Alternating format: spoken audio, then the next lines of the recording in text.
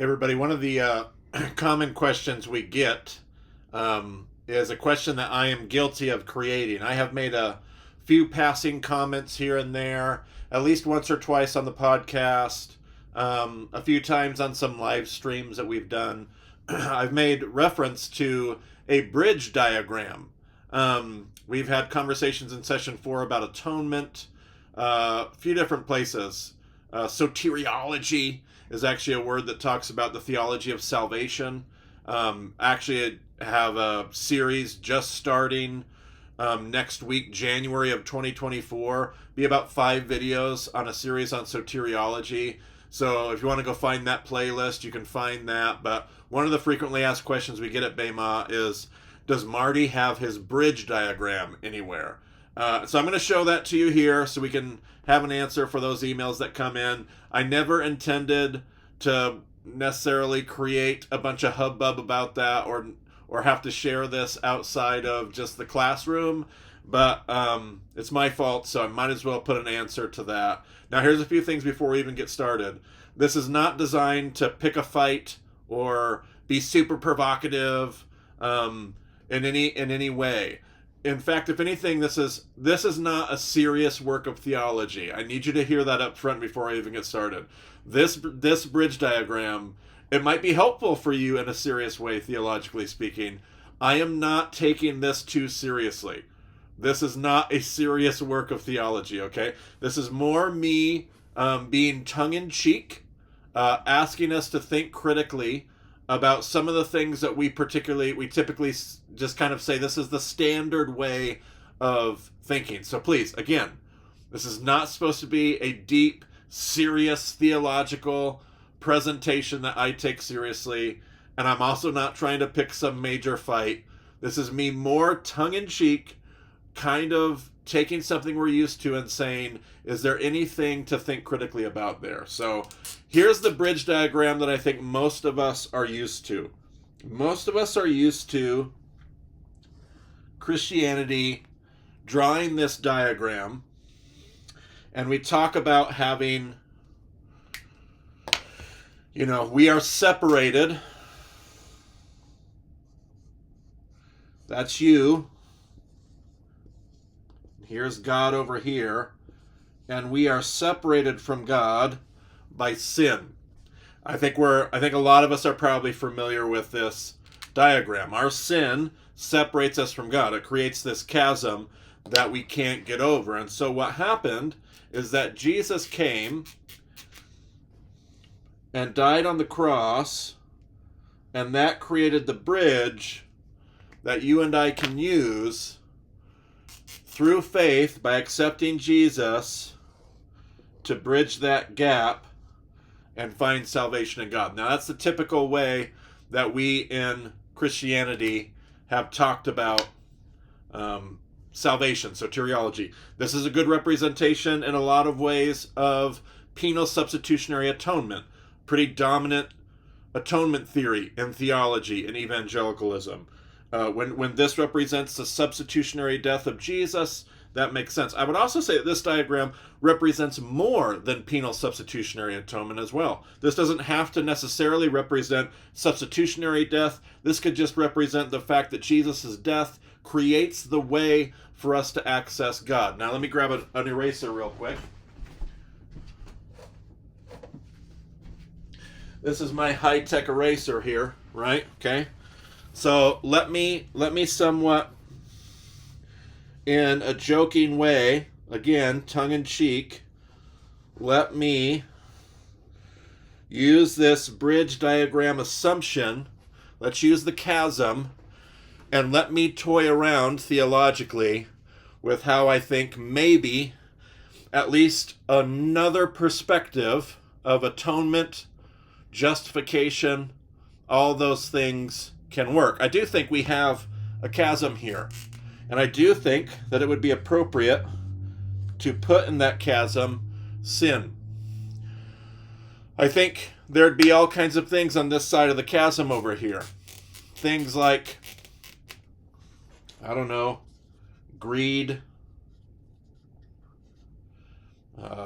death, cancer,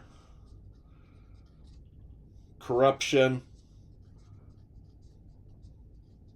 selfishness. You get that idea. That's over here on this side. On this side of the chasm, we've got God.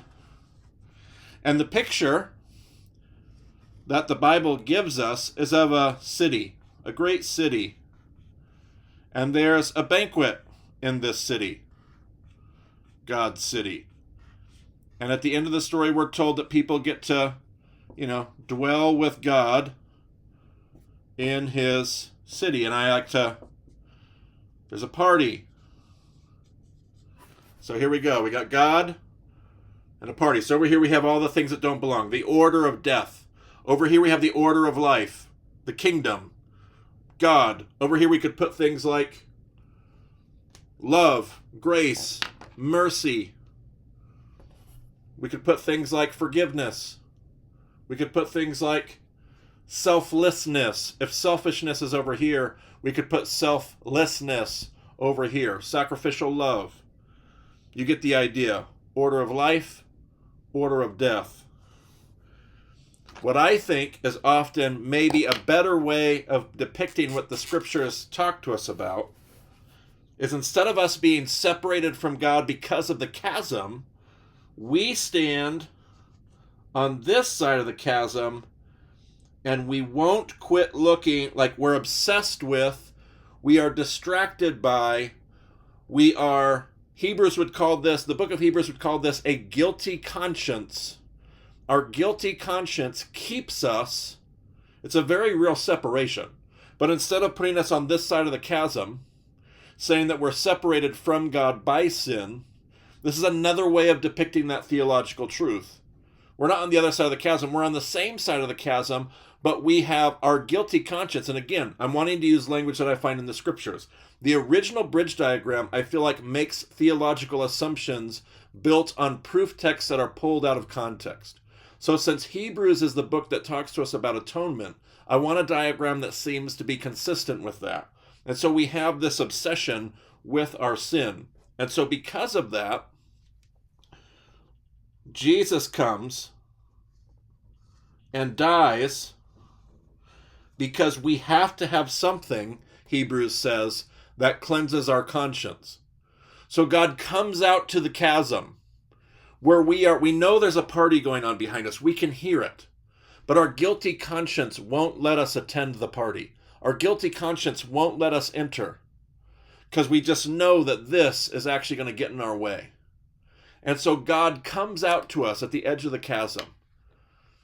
And he lays down his life on the cross and he grabs us by the shoulders and he says, "Do you understand how much I love you and what my love and my mercy has accomplished for you? I need you to let this go. I need you to let my love and my grace and my mercy cover all of this stuff so that you quit obsessing and keeping yourself fixed on this sin. Let my love and my mercy cover this, because this is really just a shadow. It's a falsehood. It's not really real." Now, I don't mean that sin's not real. I mean, this is not the eternal.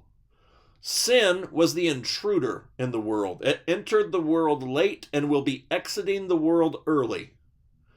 But what always has been and what always will be is eternal life. Eternity. That's God. That's love. That's grace. That's mercy. That's shalom. That's wholeness. The order of life always has been and always will be. The order of life is eternity. The order of death is sin and all that doesn't belong. It is ultimately, in an eternal perspective, a falsehood, a shadow, something that's not really as real as goodness.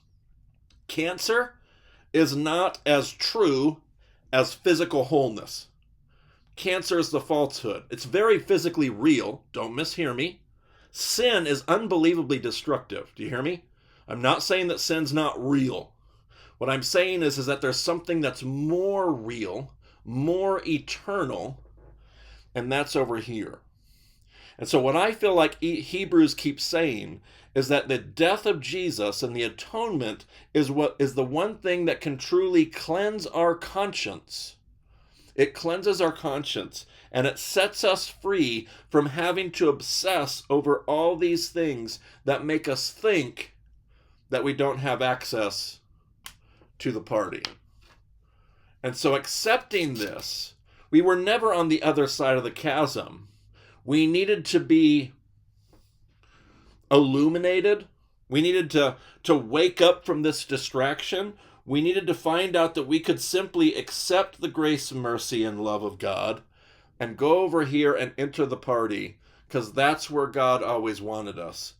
And there's nothing that's going to get in the way. If we want to say yes to God and to his salvation, if we want to say yes to what God's offering us, there's nothing that's going to get in the way. We just have to believe him when he says, you can just turn around and come with me into the party. You need to leave all your sin behind. You need to leave all this stuff, both in your guilty conscience, and you can't bring this behavior and this sin and this rebellion. You can't bring the order of death in here.